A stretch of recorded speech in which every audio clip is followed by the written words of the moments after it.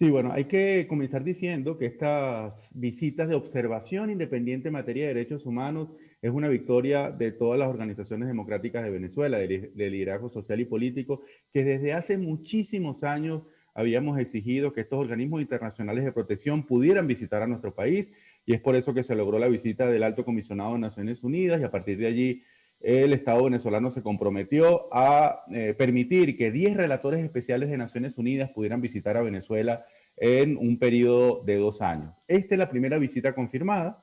Es una relatoría que al gobierno le interesa particularmente porque coincide con el énfasis de su discurso actual, es decir, responsabilizar a estas sanciones de todas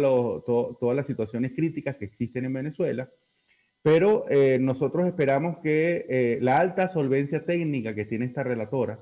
que ella ha estado en países similares a los venezolanos y ha emitido reportes como por ejemplo sobre Siria, y allí en ese caso, por ejemplo, ha dicho que existía una crisis preexistente, que este tipo de mecanismos sobre el país agravó las consecuencias de esa crisis. Entonces, nos gustaría que conclusiones similares fueran sobre Venezuela,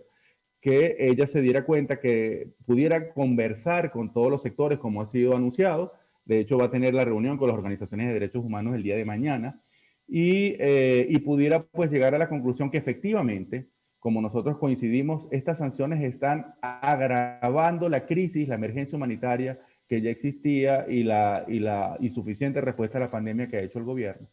pero que la flexibilización de las sanciones no sería suficiente para un disfrute de los derechos humanos de la población, debido, entre otras cosas, a una gravísima corrupción, a la ausencia de información pública, a la persecución contra trabajadores humanitarios y contra periodistas, como ustedes reseñaron en el video, y otras situaciones que tienen que ver con la ineficiencia del gobierno venezolano para poder satisfacer los derechos de los venezolanos. ¿Por qué hacen énfasis ustedes en solicitar justamente se investigue la corrupción existente en Venezuela durante las últimas 2 décadas? Justamente hace unos días, Transparencia Venezuela en su informe anual señala que Venezuela está en es el quinto sistema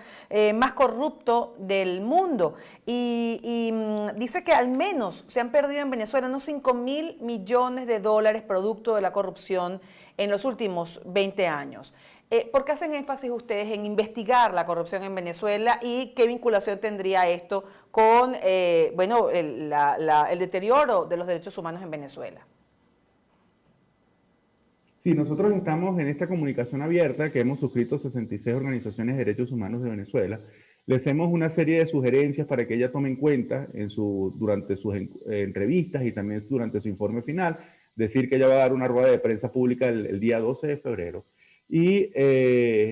lo que nos interesa es que el gobierno está haciendo muchísimo énfasis, muchísimo esfuerzo en que su versión de los hechos, es decir, que las sanciones financieras fueron las causantes de toda la crisis en Venezuela, fueron el origen de la emergencia humanitaria compleja, el origen de toda la crisis de los servicios básicos que ahora estamos viendo y el deterioro de la capacidad adquisitiva de los venezolanos. Bueno, esa narrativa no sea utilizada con esta visita de esta relatora internacional y que ella pueda tomar en cuenta todo el contexto, todos los antecedentes y que con las evidencias pues llegue a la conclusión de que ya existía una grave crisis